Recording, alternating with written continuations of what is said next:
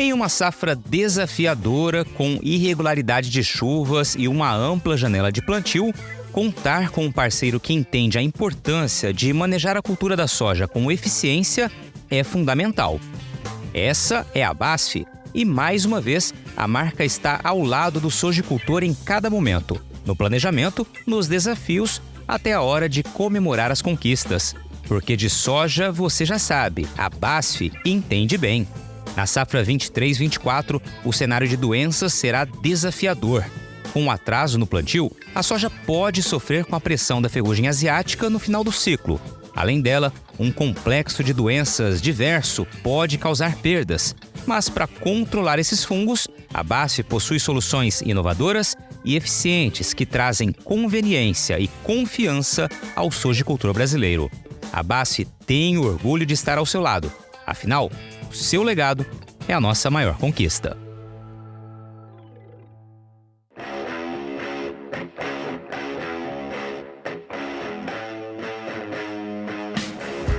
Porteira aberta, seja bem-vindo, bem-vinda ao podcast do Patrone, espaço para falar do agro com quem entende.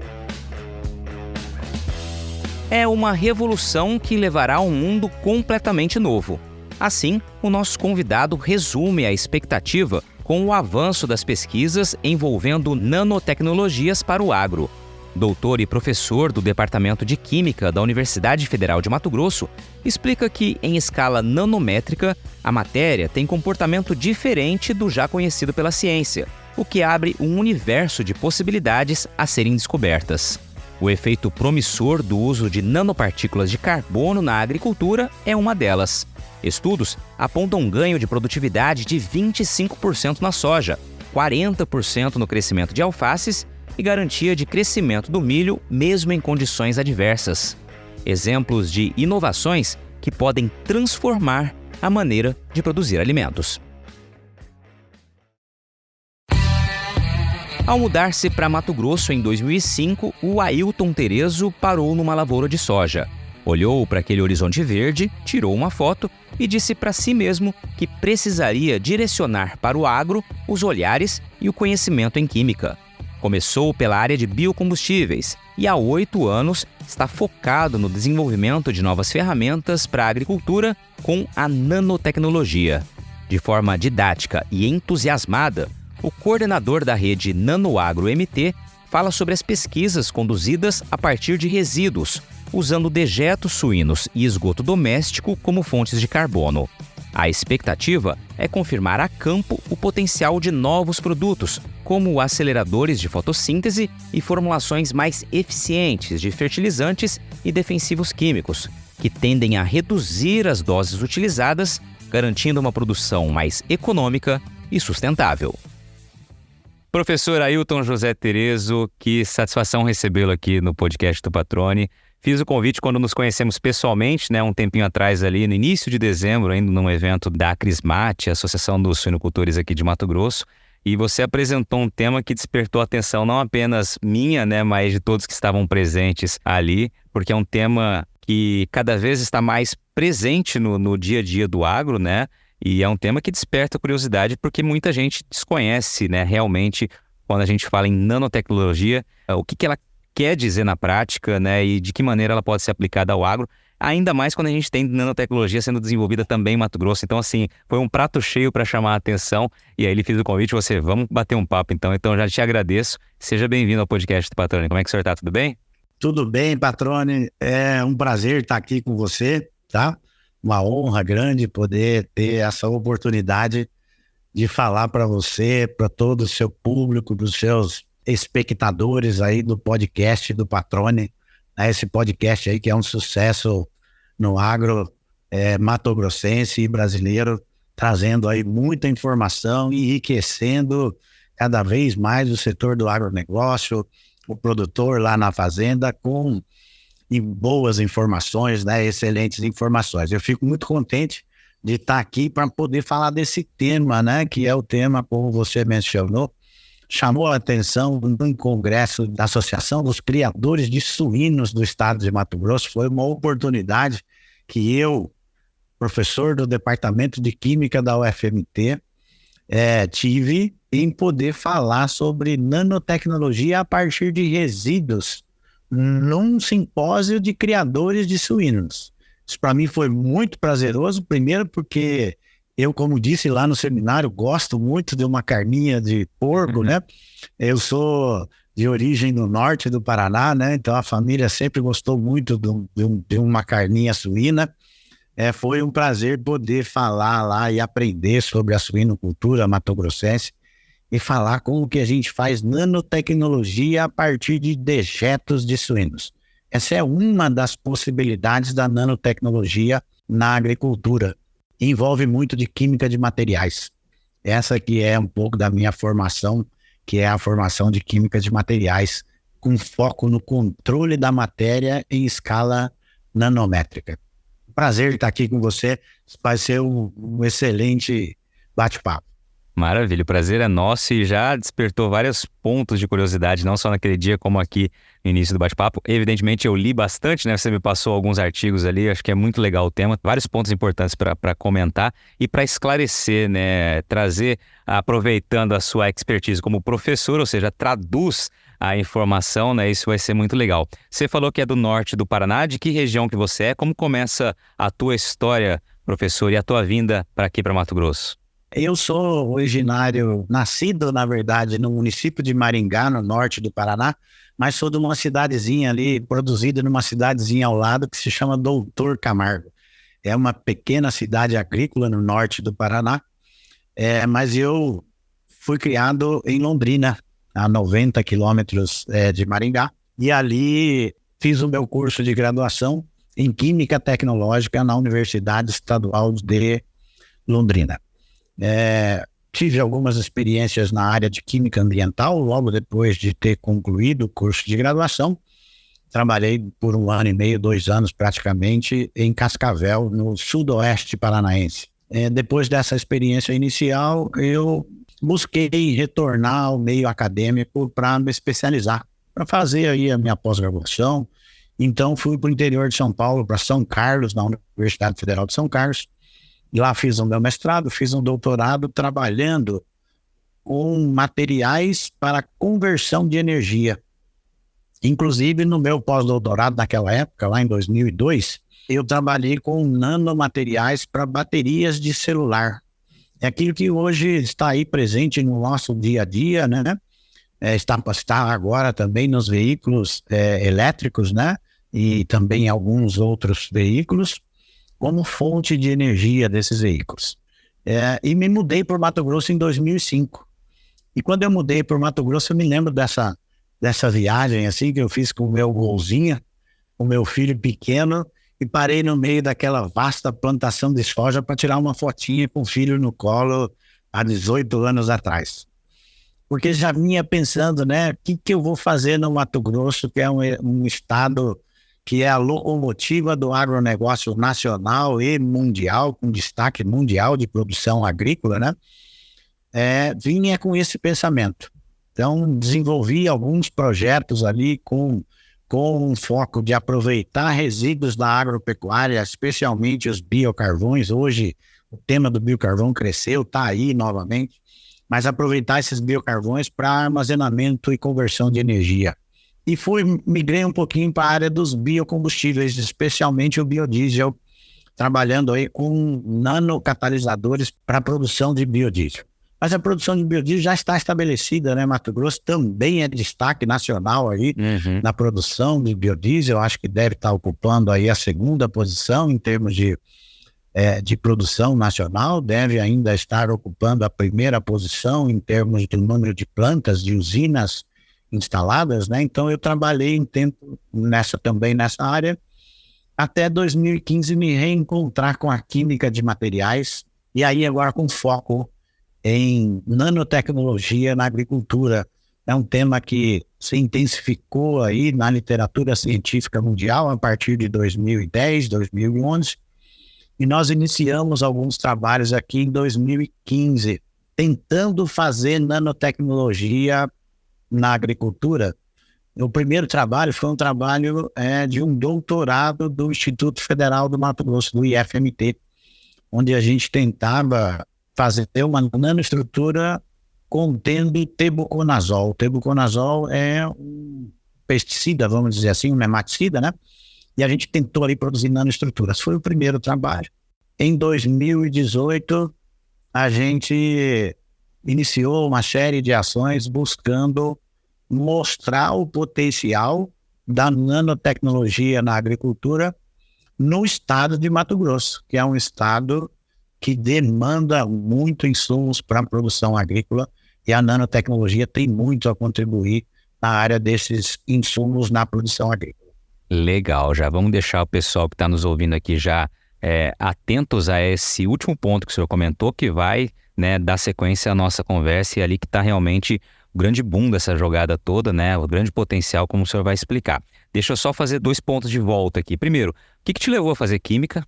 Né? Qual o motivo da tua escolha? E o que te trouxe aqui para Mato Grosso? Você veio concursado, veio porque oportunidade de emprego? Eu queria entender a tua vinda para cá. Legal, assim, eu comecei a trabalhar muito jovem, né? Na década de 80. Era uma época que era possível para os adolescentes trabalhar. Isso para mim foi muito importante, né? Porque eu, filho de pessoas muito simples, ter começado a trabalhar cedo me tirou da vida da periferia. E aí me permitiu ver um mundo de possibilidades.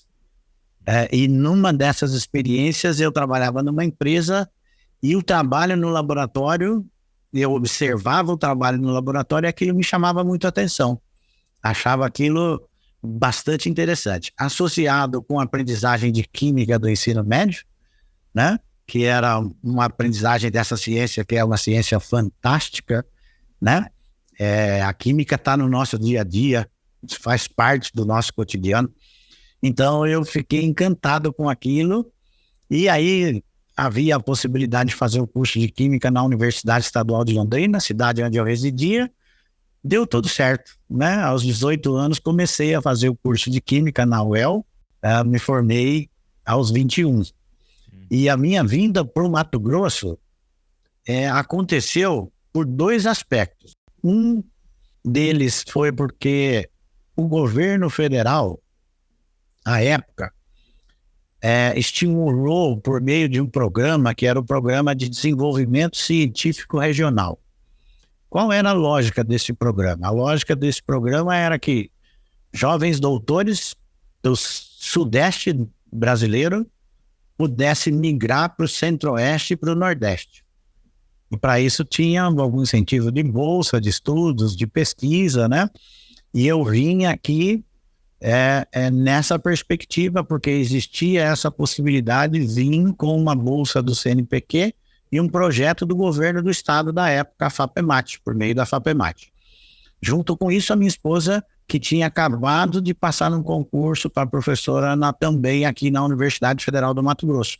Juntou as 2 coisas e a gente abraçou a oportunidade.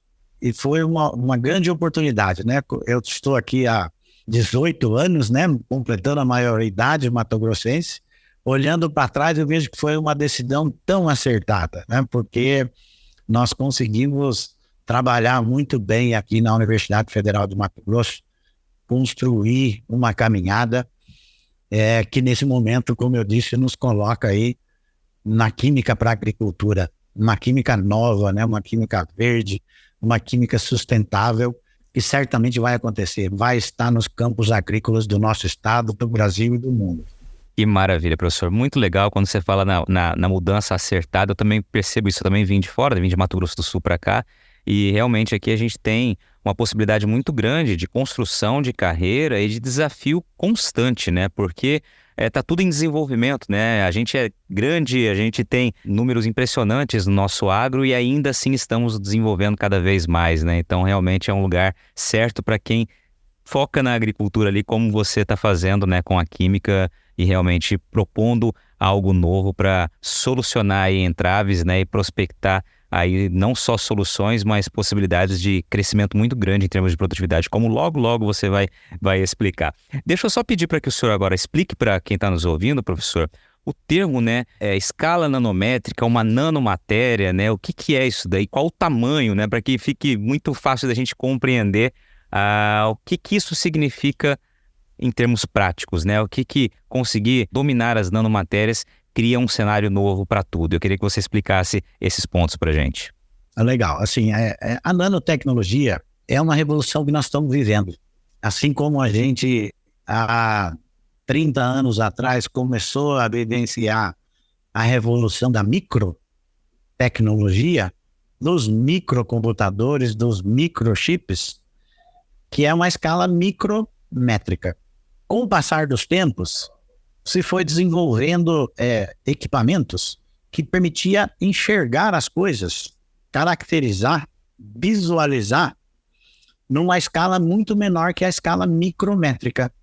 O micrômetro representa 1 milhão de vezes menos que 1 metro. Então é como se eu pegasse uma régua de 1 metro e dividisse 1 milhão de vezes. Eu estou na escala micrométrica. Essa foi a revolução anterior que nós vivemos. Atualmente, há muitos exemplos de controle da matéria na escala nanométrica. E o que significa isso? É como se eu pegasse essa mesma barra de 1 metro e dividisse em 1 bilhão de vezes. Eu vou chegar na dimensão do nanômetro. É uma dimensão muito pequenininha, mas que a gente, com métodos físico-químicos laboratoriais e de produção, consegue controlar, consegue fabricar. E nessa escala nanométrica, a matéria se comporta de uma forma muito diferente do que em escala visual, macroscópica, como nós enxergamos. Um exemplo típico disso é, por exemplo, quando eu olho para uma aliança de ouro, eu vou visualizar um amarelo dourado, brilhante, característica típica do metal ouro. Mas quando eu consigo produzir o metal ouro em escala nanométrica e colocar numa dispersão, numa solução, eu não vou ver mais um amarelo dourado, eu vou ver uma coloração rosa, laranjada, vermelhada, roxeada, dependendo do tamanho dessas nanopartículas metálicas. Então, a nanotecnologia é a habilidade que a humanidade desenvolveu de controlar os materiais nessa escala muito pequenininha, que vai de 1 nanômetro até 100 nanômetros. Nessa escala, as coisas se comportam de forma bastante inusitada, muitas vezes muito mais eficiente, muito mais eficaz, com aplicação em diferentes áreas que vão, por exemplo, da medicina, da eletrônica, de sensores e também na agricultura, como nós vamos falar um pouquinho mais durante esse nosso bate-papo, com certeza. Maravilha, então já deu para visualizar, né? Não a olho nu, evidentemente, né? Realmente entender o que é uma escala nanométrica, né? Ficou, acho que, muito claro aqui. E o senhor reforçou 2 vezes, né? Abrir inúmeras possibilidades, já que o comportamento é totalmente diferente da matéria nessa escala, né? E aí a gente chega, de fato, então, a esse olhar diferenciado, professor. De que maneira, né, a nanotecnologia, a partir de resíduos, ela já tem agido no agro e de que maneira a gente pode também passar a agir aqui no estado com os estudos que vocês vêm realizando? Os trabalhos na literatura científica e já algumas aplicações mostram que a nanotecnologia pode impactar em 4 eixos na agricultura. Um primeiro eixo que nós podemos nomear são o que a gente chama de nanopesticidas e nanofertilizantes. O outro eixo é o que nós chamamos de uso direto de nanopartículas. Terceiro eixo são as nanoformulações, os nanomateriais para melhoria da qualidade do solo, para o condicionamento do solo. E também, numa outra aplicação, são os sensores nanométricos, que podem ser usados para monitoramento de pragas, monitoramento de doses de aplicação, monitoramento de contaminação ambiental por pesticidas, por exemplo, numa propriedade agrícola. E a partir das respostas desses sensores, isso pode ser comunicado via inteligência artificial, via Wi-Fi, por exemplo. Então, é uma parte de dispositivos eletrônicos, né?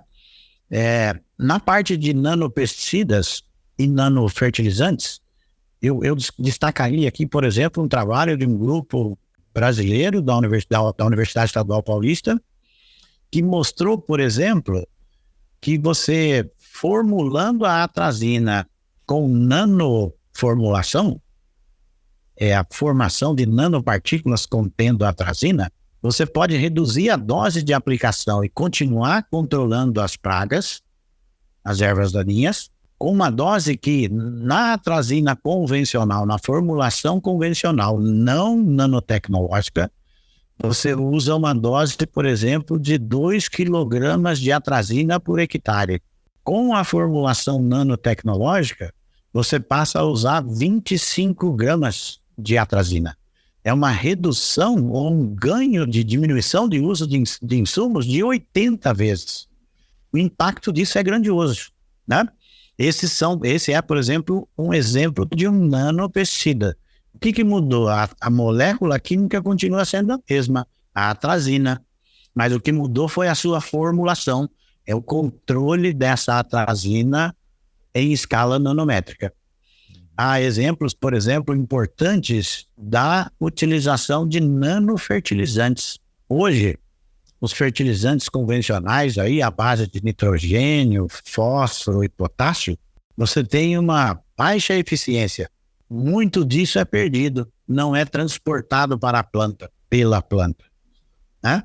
Então, no caso do nitrogênio, por exemplo, você pode chegar aí a 50% que não é aproveitado. Do fósforo também, números mais ou menos dessa ordem. Potássio menos, aproveita muito mais as plantas do potássio.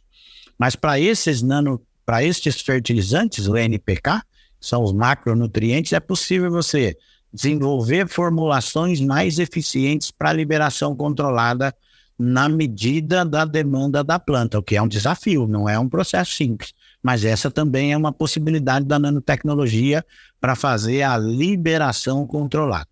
E também, no outro eixo de uso de nanopartículas, é um trabalho que a gente tem feito aqui na UFMT, usando uma nanopartícula muito particular, que é uma nanopartícula à base de carbono.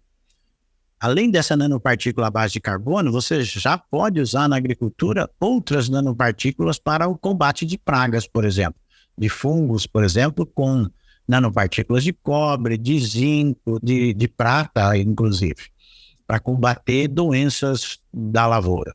Essas têm um desafio, porque algumas dessas podem representar um risco ambiental de introdução no meio ambiente, especialmente as nanopartículas de prata, porque não são comuns no ambiente. As de zinco, essas são comuns, as de cobre são mais comuns, as de prata não. Então há uma preocupação aí que é o que a gente chama de, é uma linha de atuação de pesquisa de nanossegurança. Por isso, nós escolhemos aqui trabalhar, investir um pouco mais dentro de uma rede matogrossense de nanotecnologia na agricultura. Nós estamos investindo um tempo numa nanopartícula de carbono. Por que carbono? Porque carbono está aí, faz parte do ambiente, né? Ele é atóxico, né? Pode ser utilizado aí, reintroduzido sem perigo ao meio ambiente e aos seres humanos. Os nossos resultados já mostram isso. Ser partículas atóxicas, biocompatíveis com células, né? E essas nanopartículas têm uma característica interessante, elas são carbonos muito pequenininhas, mas na superfície dessas partículas estão outras moléculas ancoradas. E esse conjunto faz com que essas nanopartículas absorvam uma radiação, por exemplo, no ultravioleta, e emite uma cor, que a gente percebe isso aí quando iluminada no ultravioleta, naquela luzinha ultravioleta. Essa característica pode ser usada para ganho de produtividade pelas plantas. Por quê? Porque com isso nós podemos melhorar o processo fotossintético, fazendo com que a planta possa agora, mediada por essa nanopartícula, usar melhor a radiação incidente, inclusive a radiação